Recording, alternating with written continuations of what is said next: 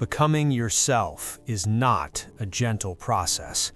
That is one of the biggest lies people carry without realizing it. Not a lie someone told them directly, a lie implied by the way selfhood is sold as clarity, peace, confidence, relief, as if your real self is waiting somewhere inside you, like a calm destination. But when people actually start becoming what they are, something else happens. Their life gets louder, their relationships get tense, their nervous system gets reactive, their guilt increases before it decreases, their loneliness sharpens. Not because they're doing something wrong, because becoming yourself is a form of violence against the life you built to be tolerated. This channel doesn't teach, it reveals, and what it reveals here is uncomfortable. The reason you struggle to become yourself is not that you don't know who you are. The reason you struggle is that becoming who you are breaks contracts you never consciously signed. Contracts made of roles, expectations, and moral agreements designed to keep you predictable. Nietzsche understood this with brutal clarity. He didn't romanticize selfhood as a warm return.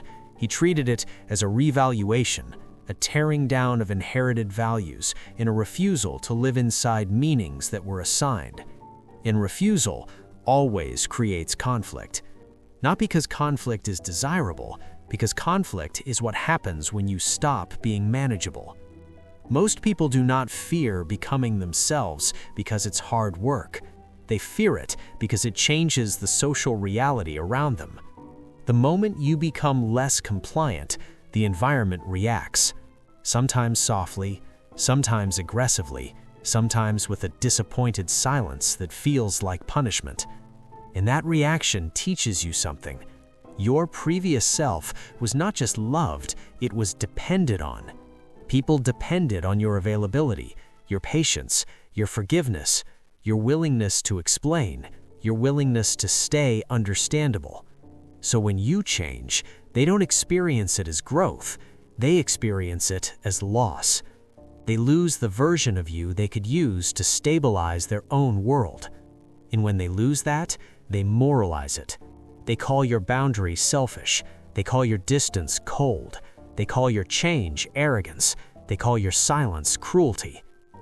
Nietzsche would say, moral language is often the tool used to punish those who stop participating in the old order. Not always consciously, but reliably. Because morality is not only about right and wrong. Morality is a system of control disguised as virtue. It tells people what kind of person deserves belonging. And one of the deepest forms of belonging is moral belonging, being seen as good. So when you become yourself, you threaten the moral image people have of you, not just their comfort, their story. And stories fight back.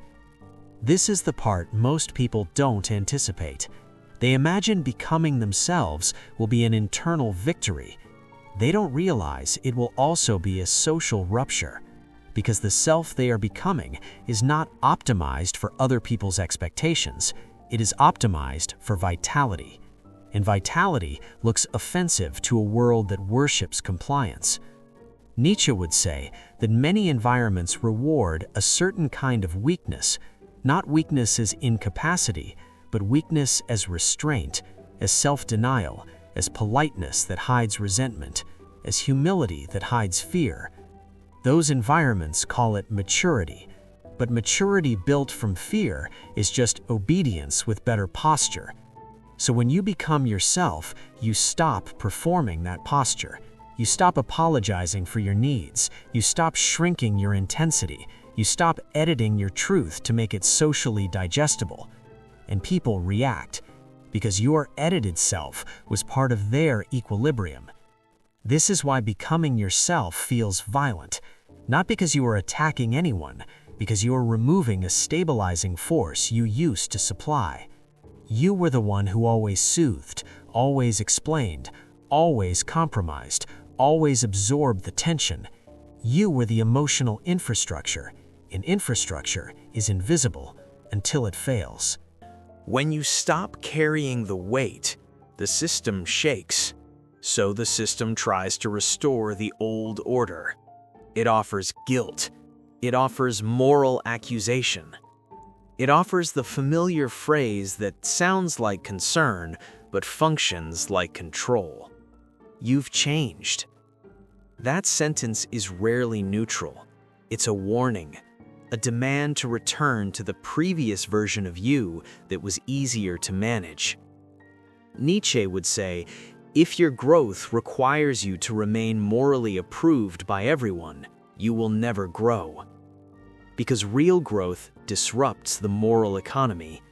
It exposes what was conditional.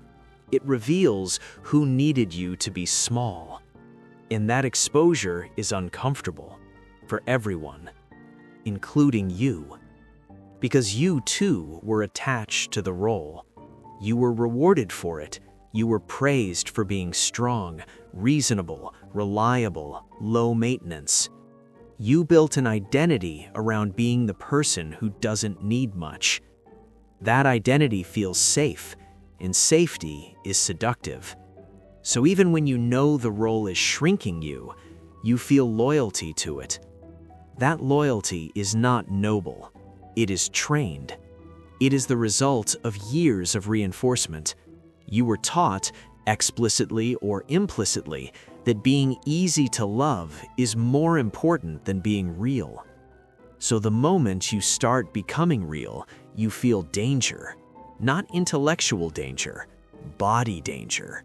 Your nervous system reacts as if authenticity is a threat, because for a long time, it was. This is why people confuse becoming themselves with becoming reckless. They assume that if they stop managing other people's expectations, they will become cruel. But cruelty is not the goal. Truth is. And truth has collateral damage when it exposes arrangements that depended on your silence. Nietzsche would say, the strongest chains are the ones you mistake for morality.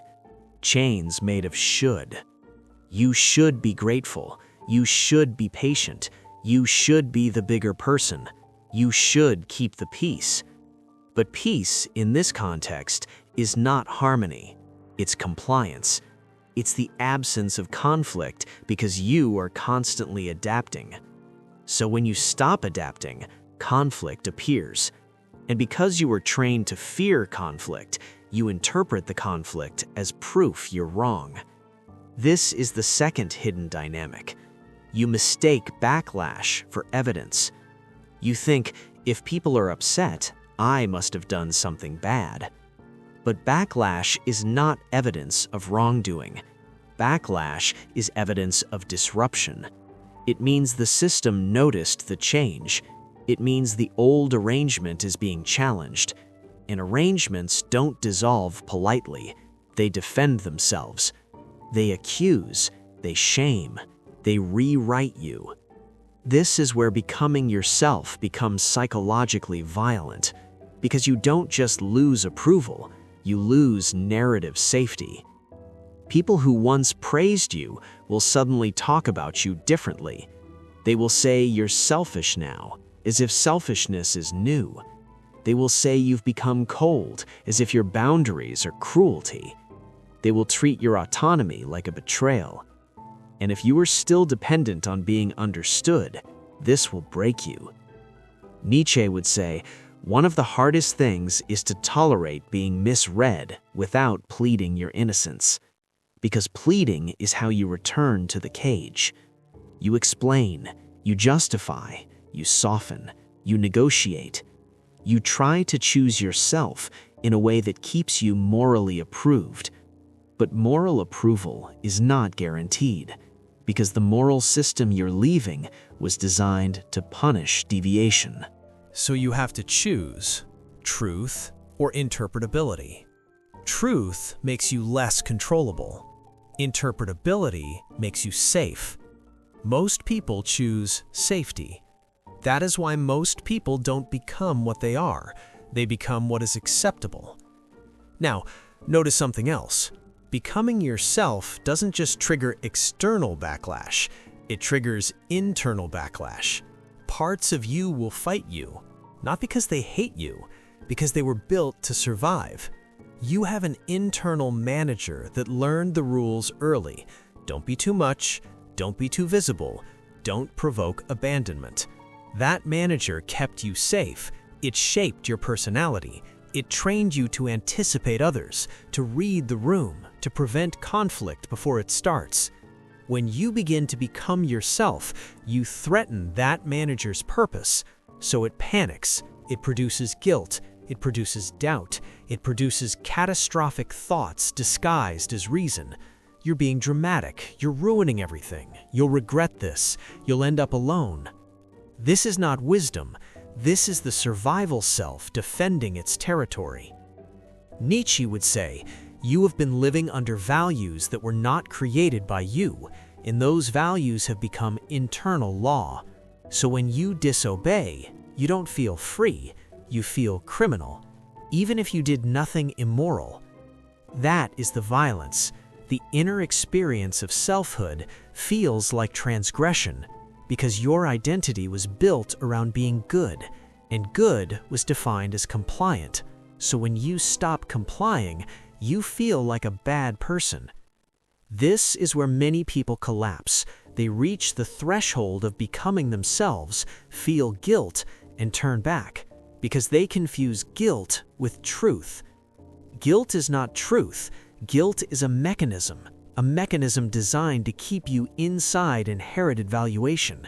And inherited valuation is a system, not a conscience. Nietzsche would say, conscience can be trained, and it was. Your conscience was trained by the environment that rewarded your self-denial. So of course your conscience protests when you stop denying yourself. It thinks you are doing something wrong, but the only wrongdoing is against the old economy. Now this is where people begin to realize something terrifying. Choosing yourself does not guarantee happiness. It guarantees conflict, at least at first, because the old life had stability, even if it was dead inside. The new life has vitality, but no guarantees. So becoming yourself is not an escape from pain. It is a trade. You trade one kind of pain for another. You trade the quiet pain of self-betrayal for the loud pain of transformation. Nietzsche would say, most people prefer the quiet pain, because quiet pain can be romanticized as virtue. Loud pain looks like selfishness, so they stay. They remain respectable, they remain exhausted, and they call it maturity. But if you have already seen the cage, you are in a different position. Seeing changes something. Even if you return knowingly. And knowing creates a pressure. Not social pressure, existential pressure, because now you can't pretend you didn't know. So the role begins to feel like acting, and acting is tiring. So you try again. You become yourself in small ways. You stop replying immediately. You stop apologizing for neutral boundaries. You stop over-explaining. And immediately, backlash appears. Sometimes subtle.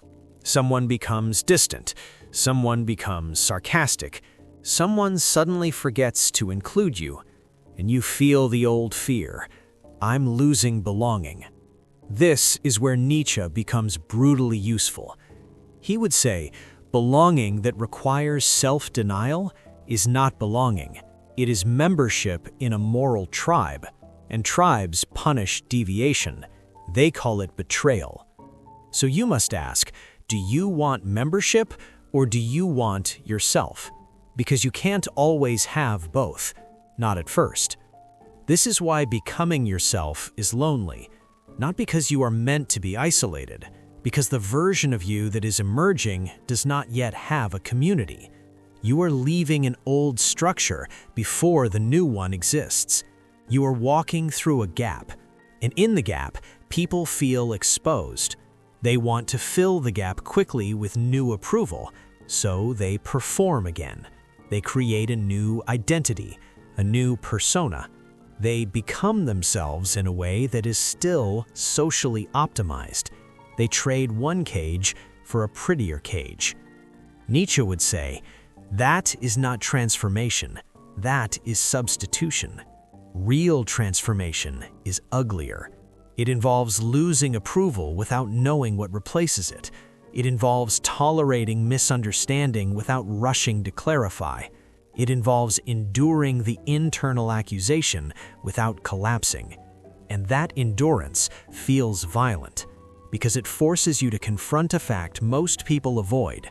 Your old life was not just chosen by you, it was built by other people's values.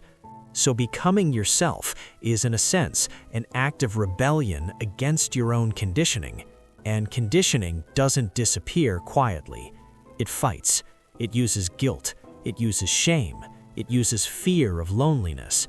It uses the fantasy that you can become yourself without disrupting anything. But disruption is the proof. Not because disruption is good, because disruption means you stopped participating in the old arrangement. Now, here is the most precise way to say it. Becoming yourself is violent because it breaks the moral spell. The spell that says, if you are good, you will be safe. For many people, goodness was survival. They were good to avoid punishment, good to avoid abandonment, good to become the problem. So goodness became identity. And when identity is threatened, the body panics. So you can't become yourself gently, not because you must be harsh, but because the internal system you are leaving will interpret your growth as danger. It will scream, it will accuse you, it will try to pull you back. And if you mistake that scream for wisdom, you will never cross the threshold. Nietzsche would say, a human being who becomes what they are must be willing to be the villain in someone else's story. Not because they want to harm, because stories require villains when someone loses control. If you stop being available, the person who depended on your availability will call you selfish. If you stop explaining, the person who used your explanations to keep you small will call you cold. If you stop living by borrowed values, the people invested in those values will call you arrogant. That doesn't make you wrong, it makes you disruptive.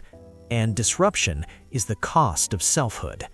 So the question isn't whether becoming yourself will hurt, it will. The question is what kind of hurt you are willing to live with. The hurt of being misread, or the hurt of living as a role. The hurt of conflict, or the hurt of chronic self-betrayal. Because one of those hurts keeps you alive, and the other slowly erases you. This channel doesn't give you steps, because steps would be another way to remain morally approved while pretending to change. Instead, it leaves you with a question that is more dangerous than advice. The next time you feel the pressure to return to the role, to soften the boundary, to explain yourself, to make yourself legible again, ask quietly, is the discomfort I'm feeling proof that I'm wrong, or proof that I'm finally becoming someone the old system can't control? And if becoming what you are requires you to lose moral approval, what exactly are you still trying to protect? Silence.